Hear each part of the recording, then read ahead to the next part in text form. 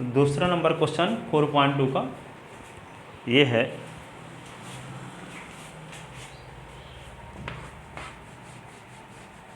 Prove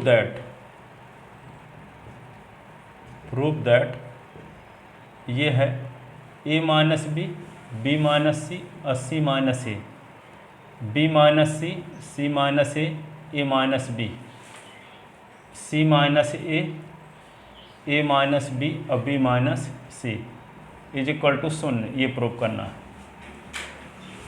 ठीक है ना। अब देखो यहाँ पे ये दो गुणधर्म यहाँ लगने वाले हैं। एक तो 7वां नंबर गुणधर्म आपको बताए थे, कोई भी कॉलम तथा उस कॉलम के समांतर कॉलम में किसी विशेष संख्या का गुणा करके उस कॉलम में जोड़ने से प्राप्त नवीन सारणी का मान अपरिवर्तित रहता है। ठीक है।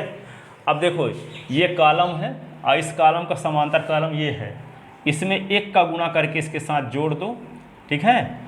फिर इसमें भी 1 का गुणा करके इसके साथ जोड़ दो, तो तीनों को जुड़ जाएंगे।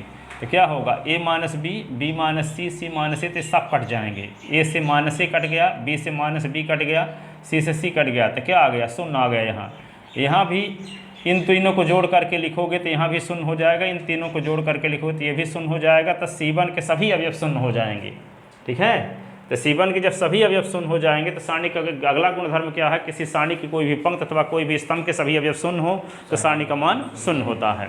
तो इसमें कौन सा गुणधर्म लग रहा है, पहले 7वां नंबर लग रहा है कि कोई कॉलम तथा उस कॉलम के समांतर कॉलम में किसी विशेष संख्या का गुणा करके उस कॉलम में जोड़ने से प्राप्त नवीन सारणी का मान अपरिवर्तित रहता है। तो इसमें 1 का गुणा करेंगे और इसमें भी 1 का गुणा करके इसके साथ हम जोड़ेंगे।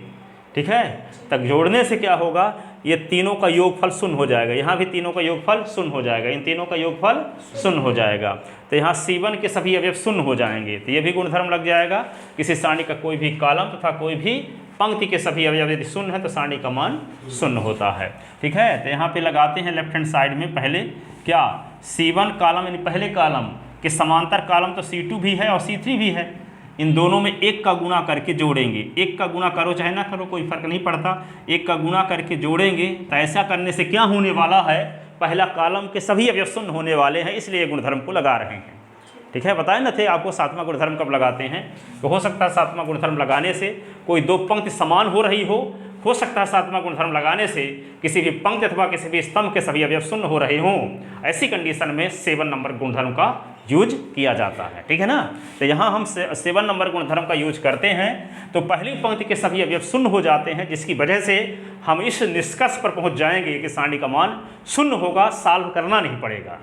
गुणधर्म से ही कहते हैं कि इसका मान 0 होगा, उसको सॉल्व करने की जरूरत नहीं पड़ेगी। ठीक है। तो यहाँ पे क्या करेंगे, C1 को प्राप्त करने के लिए, C1 को प्राप्त करने के लिए है ना, C1 को प्राप्त करने के लिए क्या करना होगा, C1 के समांतर कॉलम C2 और C3 में 1 का गुणा करके जोड़ना पड़ेगा। तो नई सारणी जो प्राप्त होगी उस नई सारणी का मान भी पुरानी सारणी के मान के बराबर रहेगा। ठीक है। तो यहाँ 7 नंबर गुणधर्म को संकेत के रूप में ऐसे लिखते हैं, जिसको हम संक्रिया कहते हैं। क्या कहते हैं, संक्रिया। ठीक है। तो C1 change to C1 plus C2 plus C3 की संक्रिया से 1 का गुणा करने से कोई फर्क पड़ेगा नहीं।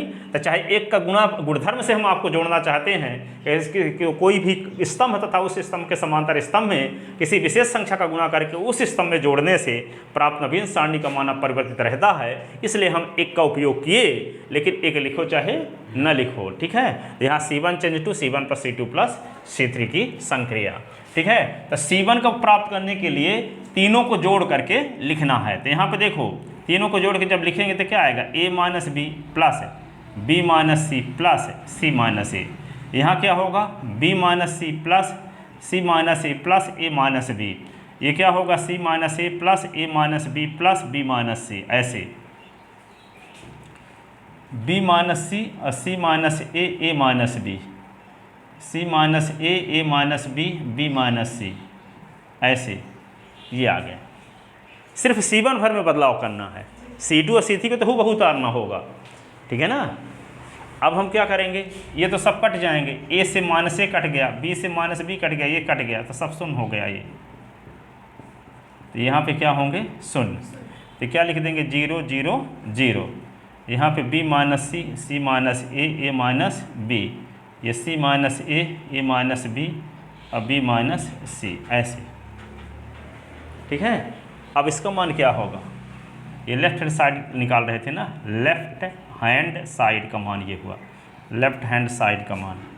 तो लेफ्ट हैंड साइड का मान क्या आ गया, शून्य, क्योंकि C1 के सभी अवयव शून्य हैं, क्योंकि C1 के सभी अवयव शून्य हैं, तथा हम जानते हैं कि किसी सारणी के कोई भी पंक्ति अथवा स्तंभ के सभी अवयव शून्य होने पर सारणी का मान शून्य होता है, ठीक है ना। इस प्रकार राइट हैंड साइड का मान, लेफ्ट हैंड साइड का मान भी शून्य के बराबर आ गया, ठीक है। लिख लिया इसको।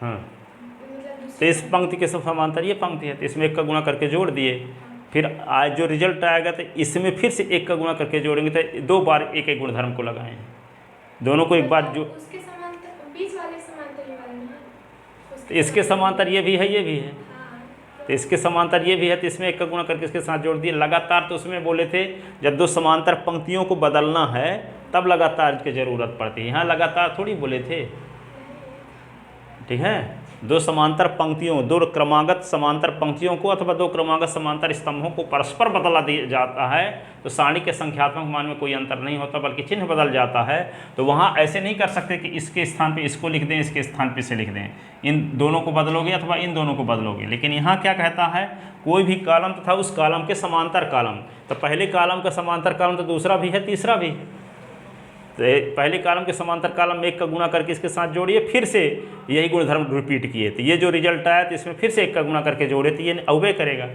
तो उसको हम 2 स्टेप को एक ही स्टेप में लिख दिए, ठीक है ना। किस्तों में लिखना है तो पहले 1 का गुणा करके इसके साथ जोड़ो, फिर जो रिजल्ट आएगा फिर से इसमें 1 का गुणा करके जोड़ो। तो इससे बेहतर क्या है, दोनों को कंबाइंड फॉर्म में लिख दिए, ठीक है।